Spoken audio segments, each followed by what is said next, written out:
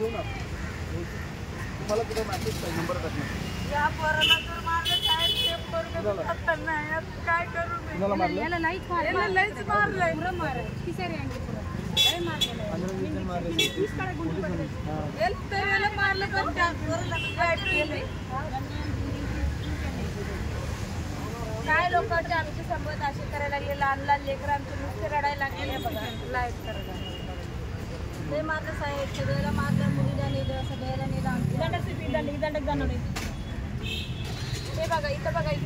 पॅटीला माहिती सर दगडांना मारले त्या बघा दगडाने मारले एका पोराचं नेलं आठीनं भेटलं होतं आम्ही सगळे पळले मुलीला नेलं त्यांचं पण मुलगी गेली 18 वर्षाची आहे तिला पण नेलं काय नाही आम्ही उभे होतो बाबासाहेबांचे फोटो घेऊन लेकराला पण जेवण मुलीला नेलं काय करावं आम्ही सांगा आता आम्ही जातो बोलतो लेकराला मुलीला सोडा ना आम्हाला तरी नेऊन टाका बाबा बोलतो आमचे 1-1 वर्षाची पोरी आहेत लहान पोरं आहेत माझ्या पुतणी 1 वर्षाची मुलगी आहे तिला पण नेलं लेकरू येत आहे लढायला तिच्याला पण नेलं ना तिच्या बहिणीला 2-4 बाळाला मीनाबाईला माझी मुलगा आहे मी आहे माझ्या मुलीचं नाव नेहा गजानन थोरात गायकवाड कुठे आहेत गायकवाड साहेब या गजानन थोरात दुसरी कोण आहे आमची दीक्षा कांबळे माझी मुलगी आहे 18 वर्षाची दीक्षा कांबळे नाव ना तुमच्या साहेब आमच्या लेकराला पण नेलं आमचं काही नाही पप्पू वाघमारे पण गेले ते आमच्यापाशी पाहुणं आलं होतं त्याला पण ओढून नेले माझ्या पोरीची तब्येत माझ्या मुलीला हार्ट अटॅक येते बरं तिला झटका पण येते मी काय करते मुलगी माझी सकाळपासून कंबर बसल्यासारखी झाली कधी आणणार भांडी करके देगे भांडी तेल लावून देगे 1-1 वर्षाचं तर लेकरं घेऊन आम्ही रोडावर पाठवून देगे काय साहेब तुम्ही रडू नका आपण करू प्रयत्न आणि चला पोलीस स्टेशन सकाळपासून साहेब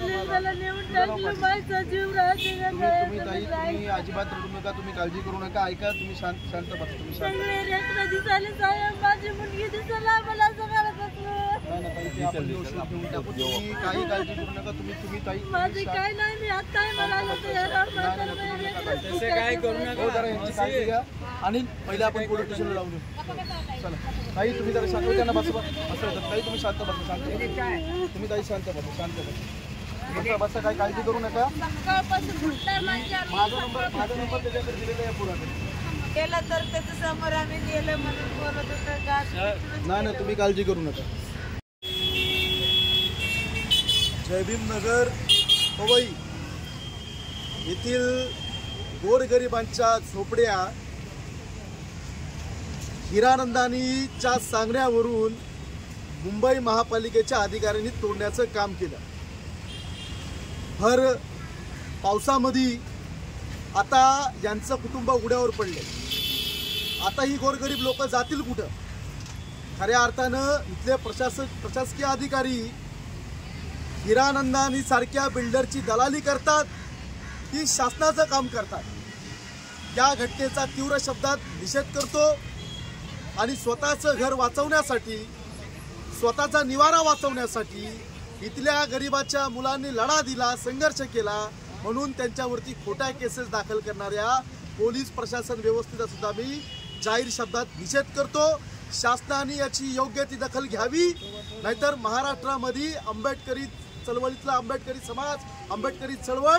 याच्यावरती आवाज उठवल्याशिवाय शांत बसणार नाही मी पुन्हा एकदा मुंबई महापालिकेचा आणि पोलीस प्रशासनाचा जाहीर शब्दात धिक्कार आणि निषेध करतो हिरानंदानी बिल्डरचे हे सगळे भडवे आणि दलाल आहेत